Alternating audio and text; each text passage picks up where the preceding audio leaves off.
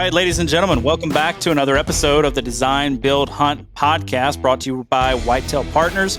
Today, I've got almost the whole team here on the line. I've got Greg Kazmierski from Ohio, Sam Billhorn from Wisconsin, and Lee Dixon from Tennessee. Guys, I haven't seen any deer hit the ground yet. What's going on? We're all quiet. No one has to answer that question.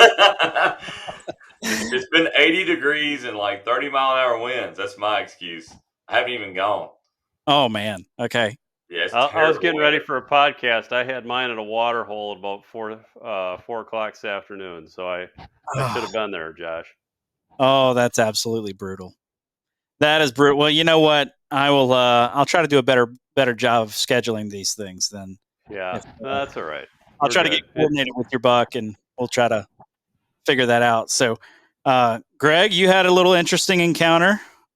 Yep, I ran into a good one up in the hills. Just it was one of those things that at the right place at the right time, and also at the wrong place at the wrong time, and just didn't quite work out for me. But that's hunting, and it's better to see them and know they exist than keep chasing ghosts all year. Is a good way to look at it. Keep the morale high.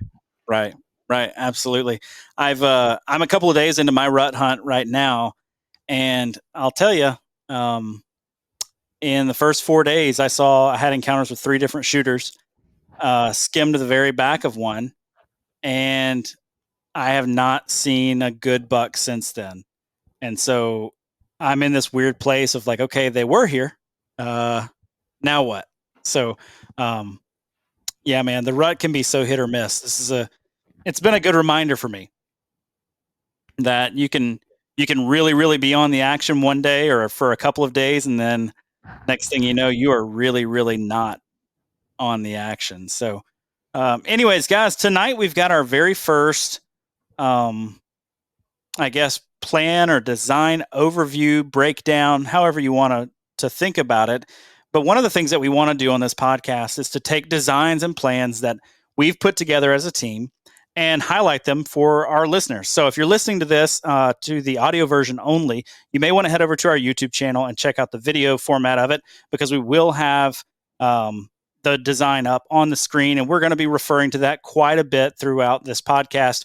We'll try to do a good job of explaining it as we go for those who, won't be able to actually watch the audio or watch the video. But, if you get a chance, please do go watch the video.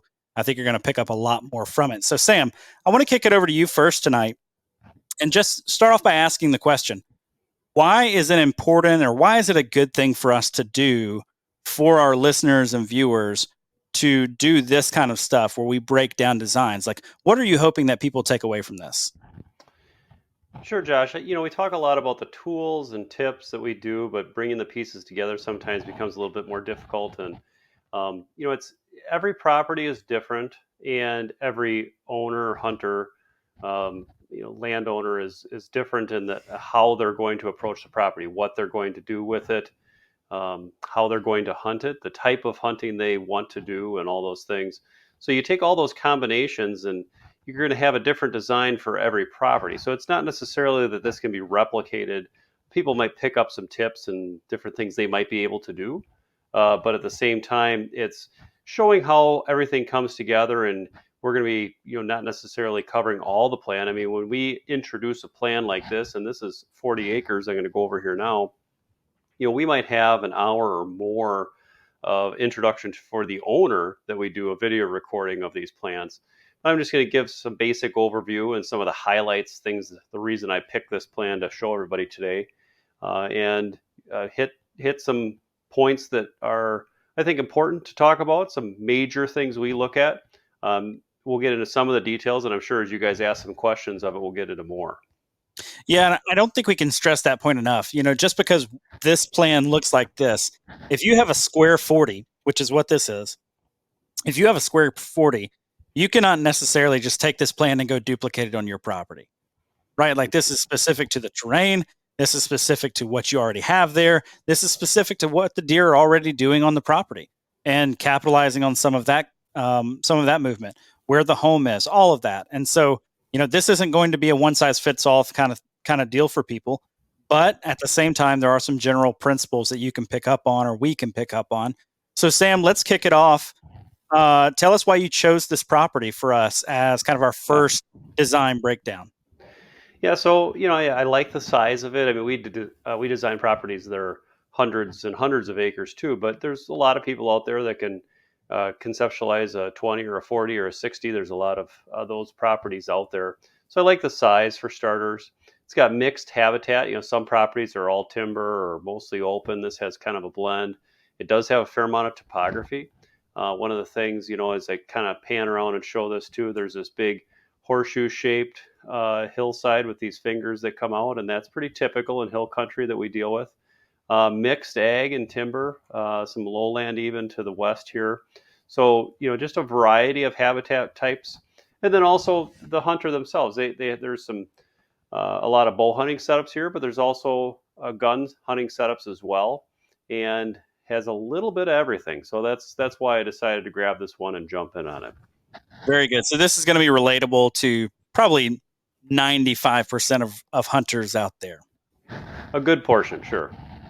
Right. So, all right, well, let's kick it off, Sam. When it came to this specific design, where were you wanting to start? Like, what were some of the key features or movement patterns of the deer or whatever that you needed to say, all right, this is something that's fixed and has to be taken into account for the design, as sort of an anchor or a starting point? Yeah, well, one of the things I always like to do is zoom way out and see what's going on in a big picture. For example, this continuous section of cover to the east here, there's some major deer movements north to south here along the edge. We wanted to capitalize on using that. Some people who will look at a design might just instantly say, well, you got to put hunter access on all property edges all the way around this thing, and then you hunt from the outside in. Well, not always, and that's one of the reasons I like this plan too, because it shows an inside out approach with hunter access. And what I mean by that is we are coming, the home is down here in this tight little valley in here, but we are using this hunter access. They have a main road that goes up through the property, very well established, that they can easily access quietly through here. We're not necessarily having a lot of bedding and deer, living in this area per se. It's actually kind of open.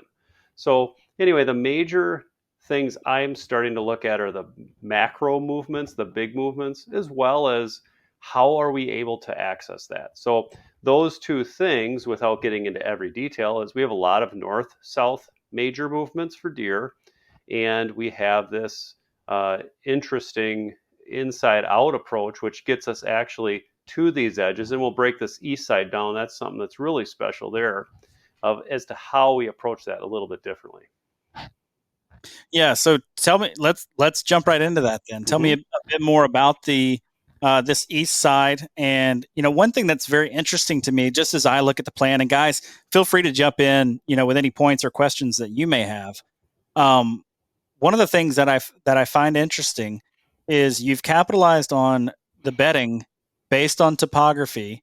It's obviously away from hunter access, but it's I guess dispersed. It's not, when I look at some plans or look at the way some other designers, let's say, or habitat managers will set up their plans, they want all of their bedding in the middle or a ton of their bedding on one side of the property. This is pretty evenly dispersed, and you've got it, not super far from the home site, and not super far from that main road. So before we get into that east side, can you tell me a little bit about your thought process with the bedding and how you've set that up? Because this would look to maybe not capitalize on what some call depth of cover, and I'm not sure how valuable that concept is in every setting, but yeah, tell me a bit more. Yeah, no, and where in these orange areas, as I have them indicated here, are primarily bedding. They're very strong existing bedding areas. So scouting and determining both from topography as well as different wind directions and things like that, they're very good existing quality bedding areas. There wasn't a lot of bedding in the middle. Like I said, this was a little bit thinner, and that can be thickened up. But at the same time, too, how we're accessing this, I didn't necessarily want to put bedding in the middle. So a lot of these bedding areas were existing there and very strong. And one of the major things that I want to pick up on here is this is all conifer plantings up in this parcel to the northeast and north. This is extremely thick, incredibly uh, dense bedding areas that um, are going to hold a lot of deer. And Right. we know that we're not going to change that. We're going to have a lot there no matter what. And so we want to have supplemental bedding. Maybe these going to be some areas you might have buck bedding and certainly doe bedding next to these food sources. But at the same time, we're utilizing bedding that's adjacent. And then by having food on this property, really having some excellent points to intercept them, which again, this T6, this tree stand here, is one location that is really probably my favorite stand on the property that takes advantage of that. Mm. So let's jump into the east side of this property then, Mm-hmm. and break it down a little bit further. I kind of got sidetracked on the bedding there just because No, that's great. Yeah, so what I have here, Josh, and just to give some flavor to it, because the topography is a little bit challenging here to see, is this is an incredibly deep drainage, deep ravine here. And I mean, very, very jagged and steep.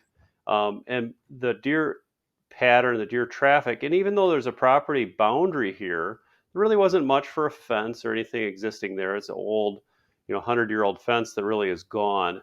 But the movement around this edge, which is onto this property, is one of the tightest pinch points you can find in hill country. This drainage is so tight here, and this water hole is really at the top of that drainage. So we looked and said and this bedding area here wouldn't necessarily be one that I would have included. This was actually an existing habitat improvement that we were going to functionally work with. But the pattern through here is really one of the strongest on the property. And by having opposite access, so this is some screening with hunter access coming to it, having access to this stand, never disturbing anything over here. We're hunting this huge bedding area, this huge travel corridor, by only touching just the edge of it. And that's what I really like about this property is, if we didn't have we don't have all this ground to work with on the adjacent piece, but we're really leveraging that to take advantage of it by drawing deer through this pinch point and having food sources either west or south that they're trying to get at. And this point to intercept them with mock scrape corridor and tree stand is about as good as it gets in hill country. Right. Even if you did own the surrounding properties, this would be a dynamite stand site. That's right. Yeah. Even if you had this ground, you'd still be hunting here, right? Right. Right.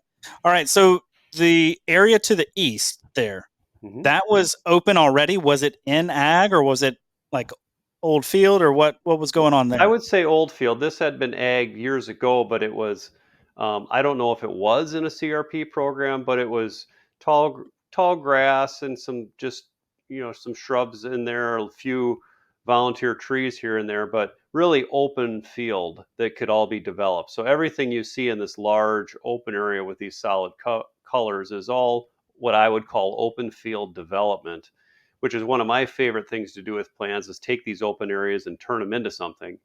And really what we have here too is both and I'll just talk about these locations, a blind and a tree stand here on this edge. We are able then with switchgrass, with different types of crops and so on, make travel corridors through these areas, but also have a opportunity for a quality rifle or a shotgun setup here, either one, firearm setup, to have some longer distance shots out to these longer food plots. Right, right.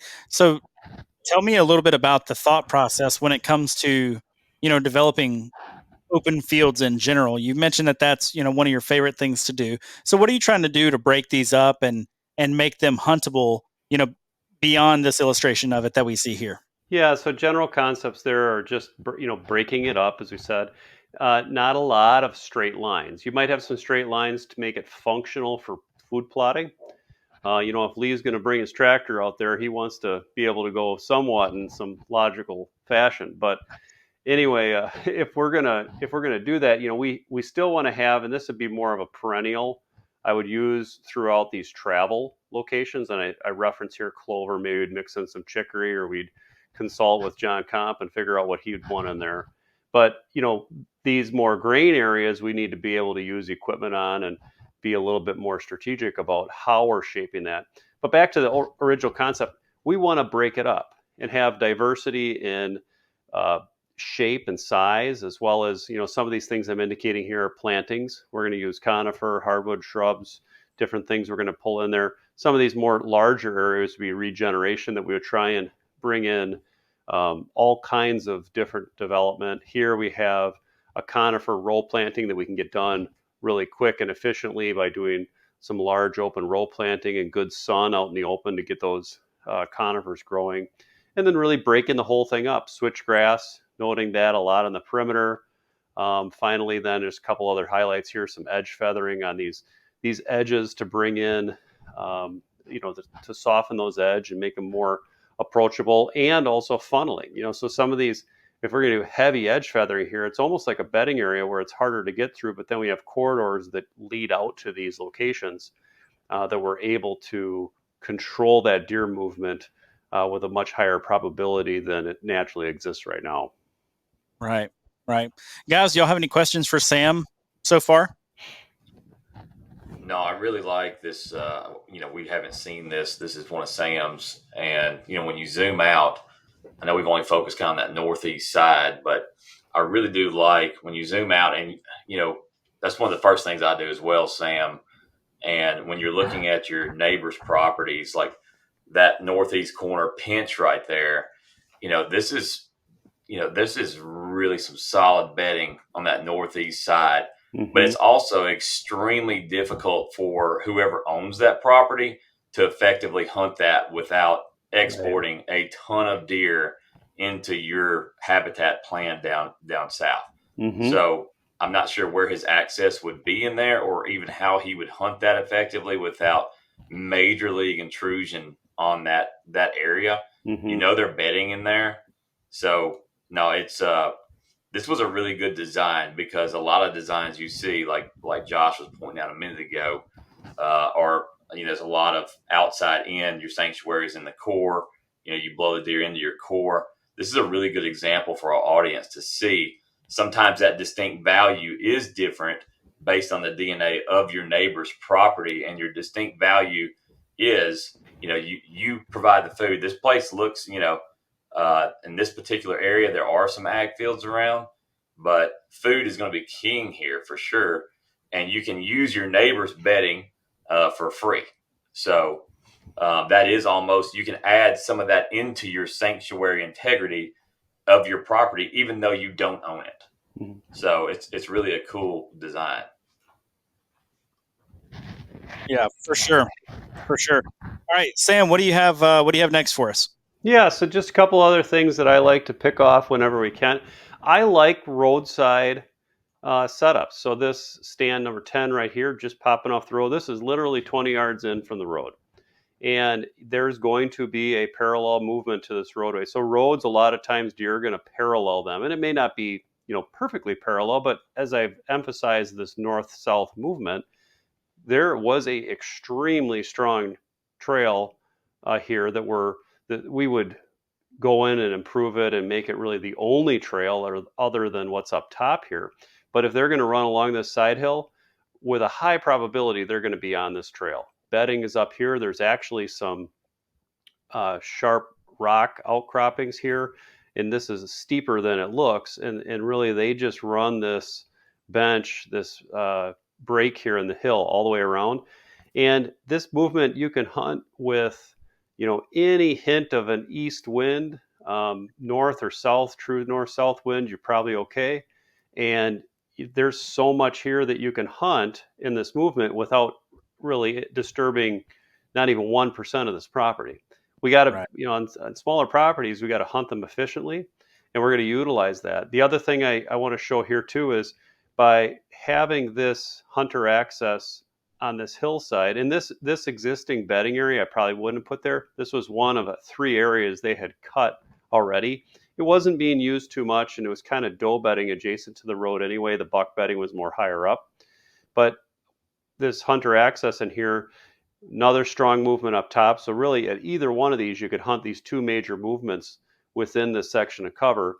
And then if they wanted to have food plot hunts, especially for their rifle late muzzle loader, things like that, they have a blind set up in here, or an early season food plot set up here to maybe shoot some does on this tree stand on this edge. So depending on what time of the season, morning, evening, the emphasis, which are whether it's a doe hunt, buck hunt, you're on a early season, late season, many different types of setups all throughout that we have, even just in this little run right here on the west side.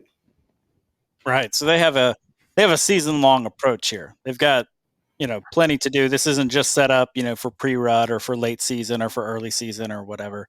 You've got setups for pretty much to run the gamut. Tell me a little bit more about the access right there through the middle. So you alluded to it earlier that's not something that some are going to say is that you may see it a lot in some other plans where you're focused on an outside in approach when it comes to your access.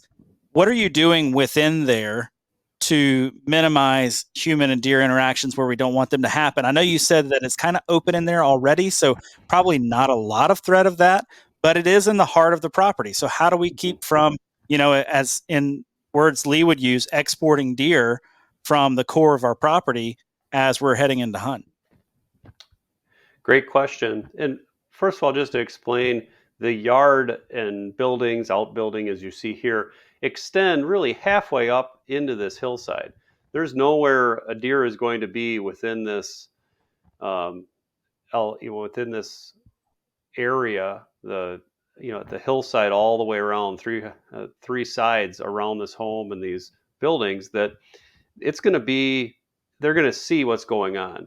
Right. And that's why we really didn't bank on it having any bedding in here, but we did want to allow this north-south travel. This specific right here, you'll notice this little retention pond. You see this in hill country a lot. Of the people dam that up and have create a little pond there.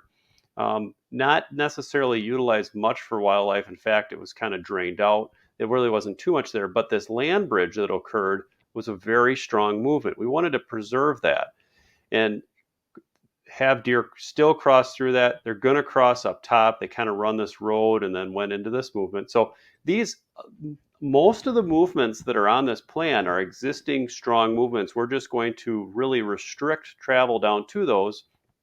And this was pretty steep through here, along with doing some blockers or some screening by cutting some timber. The hunter could basically get to the back of the yard and then start to scoot up the hill without having too much visual to these hillsides. And like I said, it isn't very probable that a buck's hanging out in there anyway. And once you get to the top, you're into your screening and into your other open field developments.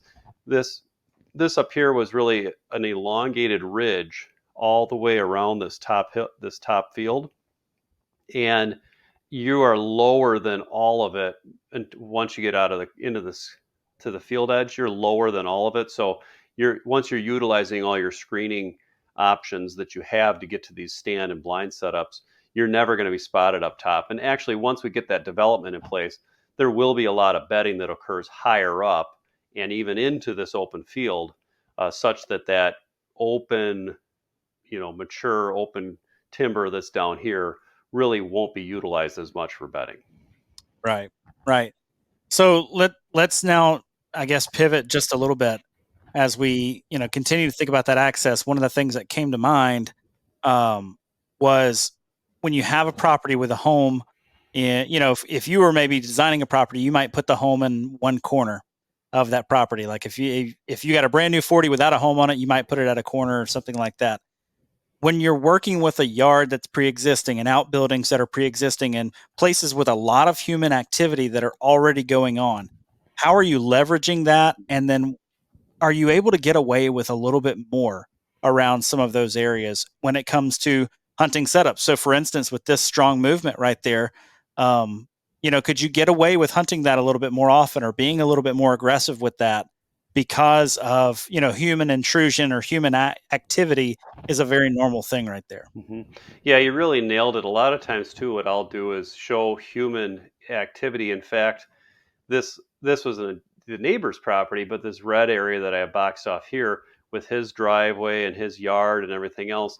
One of the things we were talking about with this owner is that on this adjacent property, there wouldn't necessarily be a lot of buck activity, mature buck activity. He's probably going to be back into this denser cover that is not disturbed as frequently, which is why we emphasize the habitat developments on the eastern half of this property.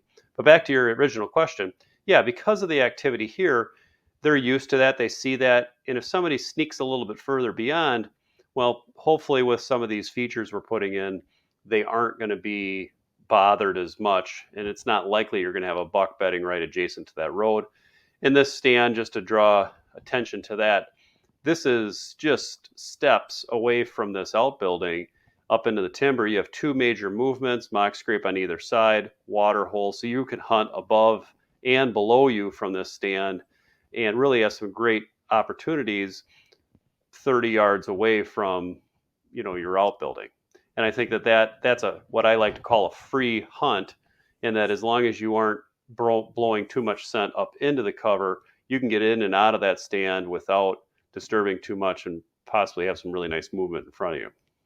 Right. So we're talking early morning before I need to leave for work, early after or late afternoon when I get home from work and want to run out and hit the stand real quick because my target buck might be at one of my water holes at 4 p.m. Is that right on? like, right on. You're running into. So, all right. So tell me a little bit about that northwest corner. I see some different colors there that I don't see in some of the other parts of the plan. Yeah. So tell me what's going on with that. Yeah. So what this was, that pink is what I put in for a pollinator blend. So this is going to be some summer habitat, some summer forage, as well as, it does provide some height in the fall. And then the switchgrass, which is more of a screening, and they might be bedding on the edges of this. So this could be fall bedding in here for sure. A little adjacent food plot, but still within range for, a longer shot with archery or certainly with firearms to get to this plot from this blind, or you have a tree stand that's kind of hunting, these tight spots in here. Similarly, in the yard, we talked about just making this a little bit more secluded from the roadway and such. So, some cosmetic yet, enjoyable privacy here to still have grass around the house, but pollinator blend, switchgrass against the, by the roadside here, and try to seclude this cabin a little bit. One other feature that I have that I like to do with having this pollinator blend adjacent to food plot is it allows for future expansion. You might decide you want to make that food plot a little bit bigger. It's a lot easier to do through a pollinator blend versus the switchgrass. Once you get that switchgrass established, it's actually, you can kind of fight it to get it out of there again. And I'd rather be expanding into that pollinator blend area than I would be into the switchgrass. Gotcha. What kind of pollinator blend are you recommending? Yeah, so John Comp, Northwoods Whitetails, he's got a good blend that I've been using on my property. There's other local things, and I would say this is really going to be specific to the region you're in. You're going to make sure that you're studying what does well within your range and soil types and all those things. So I don't want to say too specifically what works for me will work for somebody else, but certainly looking at some of those pollinator blends that are region specific is where the listener should head. Right. Absolutely. Absolutely. Okay. Any other unique features about this property that we need to make sure that we get to? Well, what I did mention too, both firearms and archery, I think I've talked about that and hitting on some of those. But, I think, I'll just touch on this because I didn't do southeast corner too much. There was not a lot of movement crisscrossing in here, but they wanted to cut this corner. which is common. They might cut this corner, and this was thicker down here. There was some brushier habitats than what this image is showing, but they want to clip the corner. I really want to invite that movement, that corner clip, that they may come in and, elevation wise, this is a little bit higher up here and this is lower. So they might feed just in this corner passing through. Waterhole mock scrape on the edge of the timber where they're likely going to come in and out. And again, we're going to let them come and go on the neighbor's property if they're going to do that. He's going to have a hard time hunting these movements. It's not like he can just move in and hit those. Much like Lee was emphasizing before, anybody who's trying to hunt these edges from their property is really going to have a challenge doing that because they're going to blow it out. But we can get in there. It is, at certain times of the day, a safe movement to cross a plot to get into a stand. Certain times of the year I would do that. I wouldn't be doing that every day of the week. This is a higher risk setup, but to get that movement through there, it could be really good. Gotcha. So I do want to hear a little bit more about that piece. Mm-hmm. When it comes to crossing a plot, right? I think there are some who, down in the South, you see a ton. I guess you see it in the Midwest a good bit too. You see the tower blind right out in the middle of the food plot. People want to go and climb it, and that's a hard sell for me, right? Like I've just seen deer react too negatively to that. But you're talking about, at times it can be acceptable. What would be that time of year, and how would you want to go about doing that to make sure that you're not creating too much of a disturbance? Well, first of all, it's understanding where that hunter access comes from. If we're coming from down the valley up here and we have screening up to here, you can get to this blind pretty safely at most times, okay? And then it's just a matter of being wise about when to cross. So I might look at this and say, this is a post-daybreak crossing. So you might wait until it's light, there's no deer in this plot, and you run across, get in the stand, and then you're going to catch maybe a mid-morning movement, right? Or in reverse, you go out there in the afternoon, sit till evening. Once the plot's clear, you can get down, get across it quick and back out, and just being mindful of when deer are there. Again, it's higher risk. Scent control is important. But, if you can get to this point and all you got to do is make a crossing, then it's just about, a little bit of luck and chance of when you're doing that. Right. All right, Greg, Lee, anything to add to this when it comes to this design, or any questions for Sam before we log off of this episode? I had a quick one going back to that stand that you had at the top of the funnel in like the northeast corner that you said that was like arguably probably the best spot on the property. I was just curious if you find a spot like that, because I feel like we all run into that when we're on a property where it's just, that there's something special about this particular area. How far out around that zone will you like design the rest of the plan to make sure you're optimizing that like grade A spot? Because that's something that I find myself, I'll circle that area for 30, 45 minutes before I really figure out how I want to make the most out of it. I was just curious what you thought when you come across a spot like that. Well, that's a great point to bring up, and it's absolutely true. If I find a spot that's a 10 out of a 10 for me, I'm going to say, how can I get to hunt this? And this one, fortunately, the topography and looking at the plan this way doesn't quite do it justice, but there was a little bit of a saddle here. And rather than, let the deer cross through here, I think with our habitat development, they're going to maybe cross a little bit further north. And then using this for a heavy plot screen that you could just run back and forth here all day long. So I utilized the middle of this, made it void of food. And you'll notice this big piece of switchgrass here. I didn't put bedding and regen and all that in here. I left this pretty void. And that's because I don't want to encourage bedding right there. I want to encourage bedding to be further down here to the south, either side of this food, further over here next to the food, and some of these other edges all along, the edge and through here and all that. There's not a lot of development in here because I want to get to that spot. To your point, I look at it and say, I want that spot. How do I get there?